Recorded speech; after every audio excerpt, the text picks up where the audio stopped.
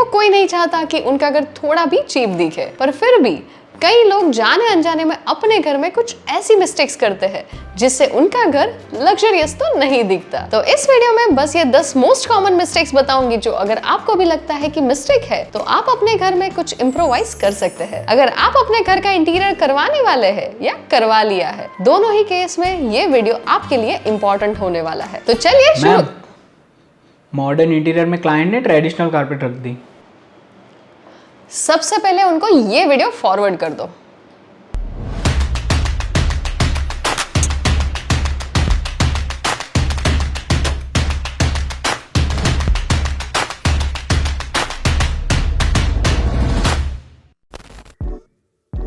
घर डिजाइन करते वक्त सबसे कॉमन मिस्टेक है स्टाइल को फंक्शनैलिटी से ज्यादा इंपॉर्टेंस देना। हम सब चाहते हैं कि हमारा घर दिखने में ऐसा लगे जिसकी फोटोज मैगजीन में आती है, पर हम यही भूल जाते हैं कि घर है कोई फिल्म का सेट नहीं।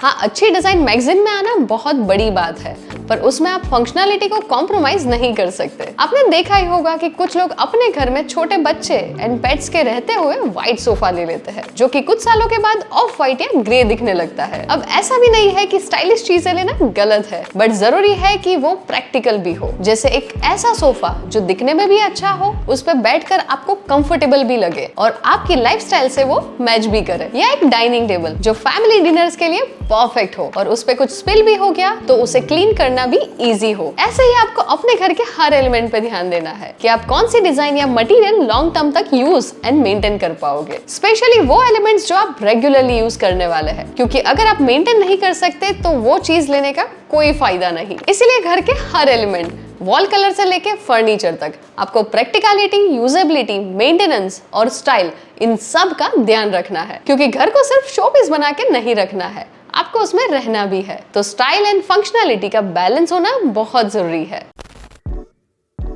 आर्ट वर्क या वॉल डेकोर लगाने में बहुत सारे लोग गलती करते हैं। मैंने बहुत बार ये नोटिस किया है कि कभी कोई आर्ट वर्क आई लेवल से ऊपर होता है या कभी उसको नीचे लगा देते हैं, कभी तो वो सेंटर में भी नहीं होता। कोई आर्ट वर्क वॉल पर बहुत छोटा लगता है तो कोई बहुत ही ज्यादा बड़ा। तो आर्ट वर्क में प्रिसीजन की बहुत जरूरत होती है, क्योंकि वो पूरी तरह से आपके स्पेस के लुक को चेंज कर सकता है। तो आर्ट वर्क को हैंग करने की आइडियल हाइट है आई लेवल, मतलब अगर आप खड़े होकर देख रहे हैं तो आर्ट वर्क का सेंटर अप्रोक्स आपकी आईज के लेवल पे होना चाहिए। अब आप बोलोगे कि मेरी हाइट तो 6 फीट 2 इंच है और किसी की हाइट 5 फीट 2 इंच है, तो हमारा आई लेवल तो डिफरेंट होगा ना। यस, पर इसीलिए मैंने अप्रोक्स वर्ड यूज किया है। ये बहुत बार आर्ट पीस की साइज, शेप और लोकेशन के ऊपर भी डिपेंड करता है। आपको सिर्फ इतना ध्यान रखना है कि टेंटेटिवली उसका सेंटर एवरेज आई लेवल पर आए। अगर आप सोफा या बेड के ऊपर फ्रेम या आर्ट वर्क लगाने वाले हैं तो उसकी साइज सोफा के विड्थ से 2/3 होनी चाहिए। मतलब सोफा आपका 84 इंचेस वाइड है तो आर्ट वर्क होना चाहिए 56 से 63 इंचेस वाइड, और वो आर्ट वर्क सोफा से 8 to 10 इंचेस ऊपर होना चाहिए ताकि आपका सर उस पर टकराए नहीं। और अगर आप एक वॉल पे 3 से 4 या ज्यादा फ्रेम्स हैंग करने वाले हो तो उन्हें एक ग्रुप में अरेंज करना जरूरी है। उसके लेआउट को सही से कस्टमाइज करके चेक कर लेना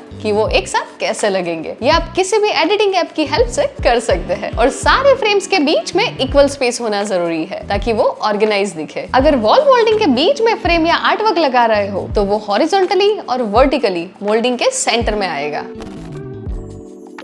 अब बात करते हैं तीसरी गलती की, जिसमें कई बार लोग अपने स्पेस को पैटर्न से भर देते हैं। यानी सोफा पे एक पैटर्न, कर्टन्स पे दूसरा, रग पे तीसरा और कुशन्स पे अलग अलग डिजाइन्स। ऐसी गलती से आपका घर क्लटर्ड लग सकता है। पैटर्न्स का सही यूज करना जरूरी है, क्योंकि ये स्पेस को विजुअली इंटरेस्टिंग बनाते हैं। अगर आप एक ही रूम में स्ट्रिप्स, फ्लोरल्स, ज्योमेट्रिक प्रिंट्स और एनिमल प्रिंट्स एक साथ यूज करते हो तो खुद ही सोचो वो कैसा दिखेगा, और इसी वजह से आईज एक एरिया पे फोकस नहीं कर पाएगी। अब अगर आपने अपनी मर्जी से घर में ज्यादा पैटर्न्स यूज किए हैं तो मेरे कहने पे उसे हटाने की जरूरत नहीं, पर अगर आपने गलती से ऐसा कुछ कर दिया है तो मैं बताती हूँ कि सही तरीका क्या होगा। पैटर्न्स को बैलेंस करने के लिए एक गोल्डन रूल है 60-30-10, यानी 60% सॉलिड कलर्स, 30% एक डोमिनेंट पैटर्न और 10% एक contrasting pattern. For an example, अगर आपके वॉलपेपर में फ्लोरल प्रिंट है तो उसी वॉलपेपर के लाइटर कलर्स को पिक करके आप कर्टन्स में यूज कर सकते हैं और उसी वॉलपेपर के डार्कर शेड्स को आप कुशन्स में ऐड कर सकते हैं। ऐसे ही आपको घर में पैटर्न को बैलेंस रखना है। अगर आपने फ्लोरिंग में पैटर्न्स लिया है तो रग,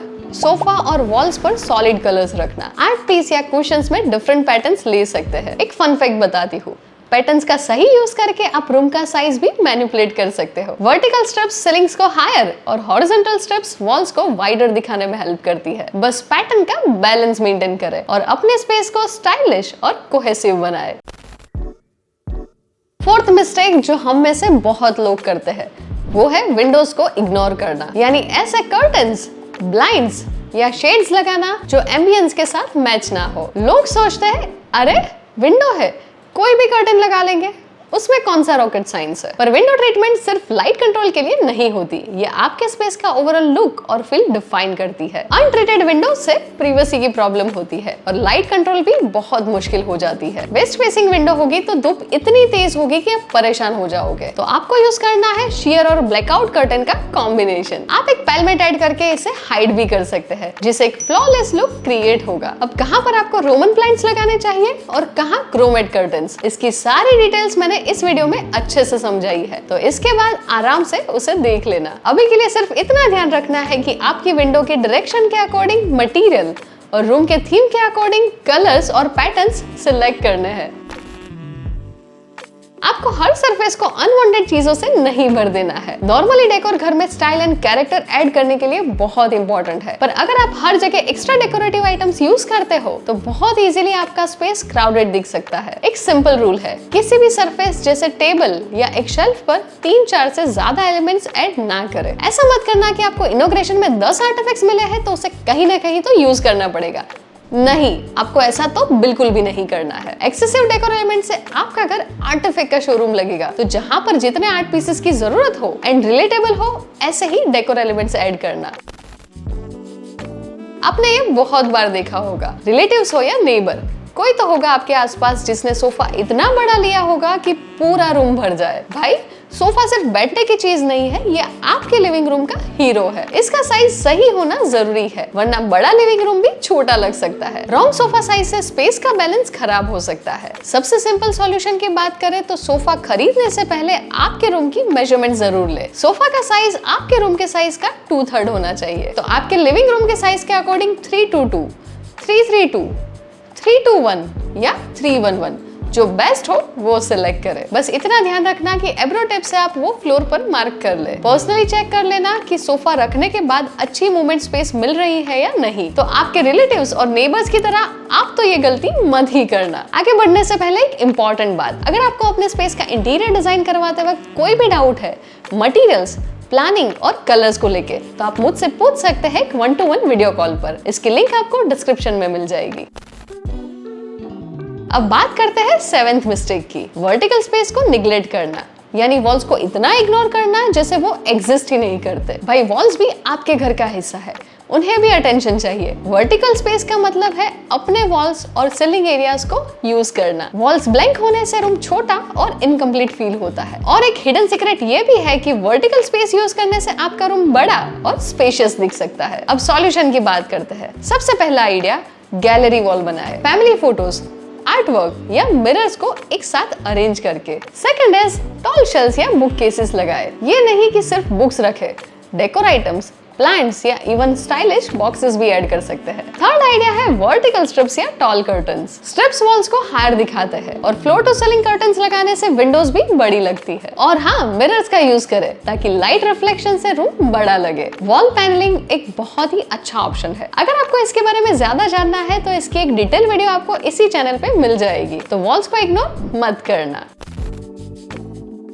यहाँ हम बात करेंगे कि कैसे कुछ इंटीरियर स्टाइल्स को लोग कैसे अनइंटेंशनली मिक्स कर देते हैं। यानी एक रूम में modern sofa, vintage coffee table, rustic shelves और बोहो कुशन्स सब कुछ मिक्स कर देना किसी फ्यूजन डिश की तरह। फ्यूजन फूड तो अच्छा लगता है, लेकिन फर्नीचर का फ्यूजन कभी कभी डिजास्टर से कम नहीं होता। देखो, हर स्पेस में जरूरी नहीं है कि कोई एक ही थीम फॉलो की जाए। कभी कभी हम कुछ थीम्स को इन बिटवीन मिक्स करते हैं ताकि स्पेस को एलिवेट कर सके। पर यहाँ पर बात यह है कि वो थीम्स ऐसी होनी चाहिए जो आपस में क्लैश ना करे। यहाँ मैं आपको क्विकली बता देती हूँ कि कौन सी थीम साथ में वर्क नहीं करती, कौन सी करती है और उसका रेशियो क्या रखना है। यह है वो थीम्स जो साथ में हार्डली वर्क करती है। Take a look.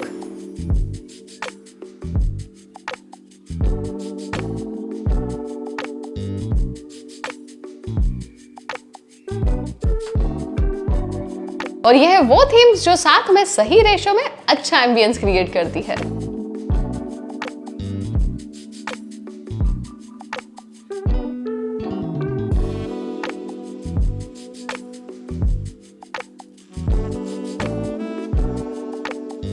अगर डिफरेंट स्टाइल्स के इम्प्लीमेंटेशन के टॉपिक पे डिटेल वीडियो चाहिए तो मुझे कमेंट में बता देना। अब चलते हैं नेक्स्ट मिस्टेक पे।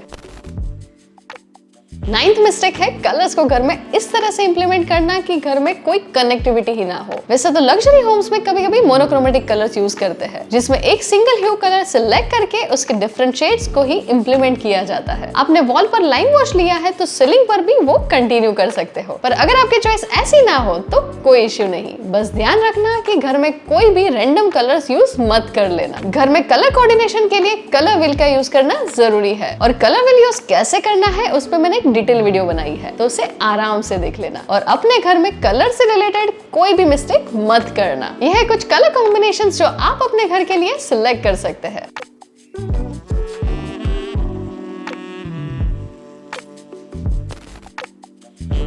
टेक्सचर आपके घर को विजुअली अपीलिंग बनाता है, तो अगर आपके घर में सब वही सेम टेक्सचर होगा तो घर थोड़ा बोरिंग और अनअपीलिंग लग सकता है। घर में सॉफ्ट, हार्ड और नेचुरल तीनों टेक्सचर को इंक्लूड करना बहुत जरूरी है, ताकि जब भी आप या आपके गेस्ट घर आए तो उन्हें घर विजुअली इंटरेस्टिंग दिखे। जैसे सॉफ्ट फर रग, उसके ऊपर ग्लास कॉफी टेबल एंड एक वुडन वेज, ये एक एग्जांपल है। ऐसे ही आपको अपने घर को एक वाइड कैनवास की तरह दिखना है और टेक्सचर्स को ऐड करना है। सो आई होप इस वीडियो की हेल्प से आप अपने घर में कुछ मिस्टेक्स करने से बच गए होंगे।